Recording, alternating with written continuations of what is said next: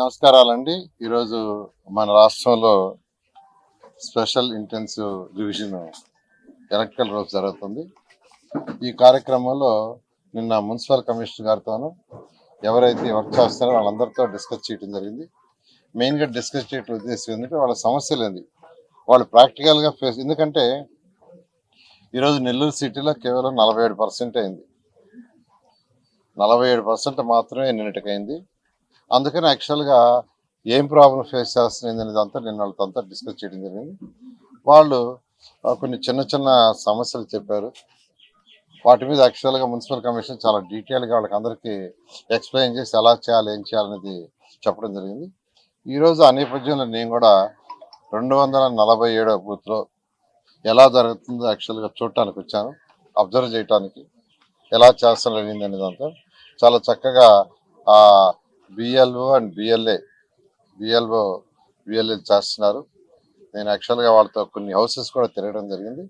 ఈ కార్యక్రమం ఈ నెల 14కి పూర్తయిపోతే మళ్ళీ ఈ నెల జూన్ 15 నుంచి జూలై 14 వరకు అడిషన్స్ కానీ, అంటే ఎవరైనా కొత్తగా చేరిన వాళ్ళని ఓటర్స్లో యాడ్ చేయడం కానీ, లేదా ఎవరైనా ఇక్కడి నుంచి ట్రాన్స్ఫర్ అయిపోయినా చనిపోయినా వాళ్ళని డిలీట్ చేయడం కానీ, లేదా ఏదైనా పేర్లలో మార్పు కానీ, లేదా వార్డులలో మార్పు కానీ, కాన్స్టిట్యున్సీలో మార్పు కానీ ఫామ్ 6, ఫామ్ 7, ఫామ్ 8 ద్వారా చేసుకునే వెసులుబాటు ఇచ్చారు. ఈ నెల 15 నుంచి వచ్చే నెల 14 వరకు. దాని మీద కూడా నిన్న మున్సిపల్ కమిషనర్ గారు వాళ్ళందరికీ దిశానిర్దేశం అవన్నీ ఇవ్వడం జరిగింది. ఆ నేపథ్యంలో చాలా చక్కగా చేస్తున్న వాళ్ళందరూ నేను అప్రిషియేట్ చేస్తున్నాను. వాళ్ళకి సపోర్ట్గా ఎవరినైతే బిఎల్ఏగా ఇచ్చామో, మేము ప్రతి పార్టీ నుంచి ఒక బిఎల్ఏని ఇస్తారు. ఆ బిఎల్ఏకి ఇచ్చినట్టు కూడా వాళ్ళతో కోఆర్డినేట్ చేసుకుని చాలా చక్కగా. వాళ్ళకి ఏం పని ఉందండి, వాళ్ళకి ఏం పని లేదు, పనులు జరుగుతున్నాయి, చూడలేకపోతున్నారు, ఏదో ఒకటి విమర్శించాలా. దేనికి విమర్శిస్తున్నారు వాళ్ళు? నేను ఒకటే క్వశ్చన్ వేస్తా, ఎందుకు ఈ ఎన్టీఆర్ సిటీలో పక్కన వాళ్ళు చేయలేదు? 14-19లో పేదల కోసం చేసింది ఎందుకు చేయలేదు? 204 అన్నా క్యాంటీన్స్ పేదల కోసం ఎందుకు పూసేశారు?